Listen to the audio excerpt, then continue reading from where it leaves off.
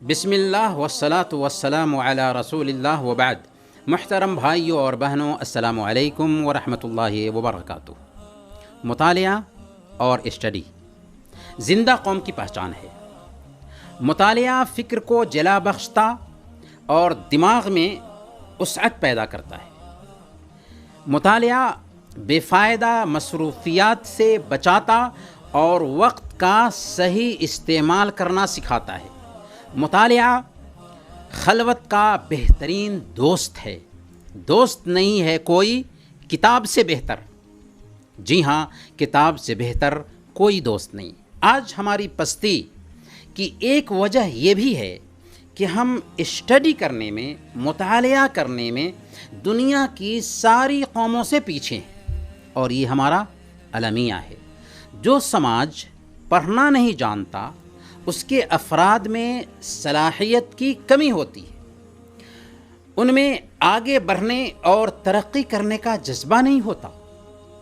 اسلامی تہذیب کتاب اور قلم رکھنے والی تہذیب ہے، علم اور معرفت کی حامل تہذیب ہے۔ ہماری تہذیب علم سے بنتی ہے، ہماری پہچان علم سے ہوتی تھی۔ آج اکثر لوگوں کی یہ شکایت ہوتی ہے کہ مجھے وقت نہیں ملتا، ڈیوٹی کے تقاضے ہیں، ڈیوٹی میں مشغول رہتے ہیں، ڈیوٹی سے تھک کر کے آتے ہیں، آرام کرتے ہیں، وقت کہاں ہے کہ مطالعہ کیا جائے، وقت کہاں ہے کہ پڑھا جائے۔ حالانکہ ہم میں سے ہر آدمی کو اگر اپنے 24 گھنٹے پر نظر رکھے، دھیان دے، تو پتہ چل جائے گا کہ عجیب طریقے سے 24 گھنٹے میں 4-5 گھنٹے کو یوں ہی وہ برباد کر دیتا ہے۔ یا یہ کہہ لیجئے کہ ہم بیکار کاموں میں ان قیمتی اوقات کو ضائع اور برباد کر دیتے ہیں۔ کیا ان وقتوں کو اسٹڈی کرنے میں نہیں لگا سکتے تھے؟ پڑھنے میں نہیں لگا سکتے تھے؟ کوئی علم سیکھنے میں نہیں لگایا جا سکتا تھا؟ لگایا جا سکتا تھا، لیکن چونکہ ہم نے مطالعہ اور اسٹڈی کی اہمیت کو نہیں سمجھا، جس کی وجہ سے یوں ہی ہم ٹائم پاس کرتے رہتے ہیں۔ ہماری عورتیں گھروں میں ٹیلی ویژن دیکھنے، مارکیٹنگ کرنے اور سج دھج کرنے میں وقت برباد کر دیتی ہیں۔ اگر وہ کچھ وقت مطالعہ کے لیے نکالنا چاہتی تو آرام سے مطالعہ کے لیے وقت نکل جاتا۔ ہم ڈیوٹی جانے کے لیے جب اپنی گاڑی پر بیٹھتے ہیں تو اس بیچ میں بہت ساری تقریر، بہت سارے لیکچرز سن کر کے اپنی صلاحیت میں اضافہ کر سکتے ہیں۔ کتنے ایسے لوگ ہیں جو ڈیوٹی کے لیے جاتے اور آتے وقت قرآن پڑھتے ہیں، یہاں تک کہ مہینہ میں اسے ختم کر لیتے ہیں۔ مجھے ایک واقعہ یاد آیا۔ عبد الملک القاسم نے اپنی کتاب رسالۃ الی وافد میں لکھا ہے کہ سعودی عرب میں ایک عامل کام کرنے کے لیے آیا، جو بر کے علاقہ میں، صحرائی علاقہ میں کام کرتا تھا، پڑھنا لکھنا یہ نہیں جانتا تھا۔ اس کے اندر چاہت پیدا ہوئی کہ وہ دین سیکھے، چنانچہ اس نے نماز کا طریقہ سیکھا، نمازوں کی پابندی شروع کر دی۔ پھر چاہت پیدا ہوئی، رغبت پیدا ہوئی کہ وہ قرآن سیکھے، چنانچہ اس نے قرآن پڑھنا شروع کر دیا، یہاں تک کہ جب اس کے اندر خواہش پیدا ہوئی کہ قرآن کو یاد کرے تو ایک وقت آیا کہ وہ قرآن کا حافظ بن گیا۔ کیسے بن سکا؟ اس لیے کہ اس نے پڑھا تھا، وقت نکالا تھا، اپنے وقت کے لیے پلاننگ کی تھی۔ اب سوال یہ ہے کہ ہم کیا کریں کہ ہمارے اندر پڑھنے کا جذبہ ابھر آئے؟ تو اس کے لیے بنیادی طور پر چند باتوں کو ذہن میں بیٹھانا ہوگا۔ پہلے نمبر پر ہم اسٹڈی یا مطالعہ کی اہمیت کو سمجھیں۔ اس کا کیا فائدہ ہونے والا ہے، اس کی اہمیت کو ذہن میں اجاگر کریں۔ جو شخص مطالعہ کی اہمیت کو جانے گا کہ اسی کی وجہ سے ایک انسان کے اندر شرافت آتی ہے، اسی کے ذریعہ ایک انسان کے اندر آدمیت پیدا ہوتی ہے، اور اسی کے ذریعہ ہم ترقی کر سکتے ہیں۔ دنیا میں بڑی ہستیاں جو دیکھنے کو ملتی ہیں، ان کے پیچھے میں جھانک کر کے دیکھیں گے تو یہی پتہ چلے گا کہ انہوں نے اسٹڈی کیا، مطالعہ کیا، اپنے آپ کو بنایا، تب ان کی طرف آج انگلی اٹھائی جاتی ہے یا ان کا مقام اور مرتبہ آج سماج میں بنا ہوا ہے۔ تو مطالعہ کی اہمیت ذہن میں بیٹھے گی، ہم مطالعہ کر پائیں گے۔ دوسرے نمبر پر مطالعہ کرنے سے جو بے رغبتی پیدا ہوتی ہے یا اسٹڈی سے دل اوب جاتا ہے، اس کا علاج یہ ہے کہ مطالعہ کرنے کے لیے ایک خاص وقت اور ٹائم طے کر لیں۔ شروع میں ایسی کتاب کا چوائس کریں جس کی زبان بہت آسان ہو اور اس کا پیغام آسانی سے آپ کو سمجھ میں آ سکتا ہو۔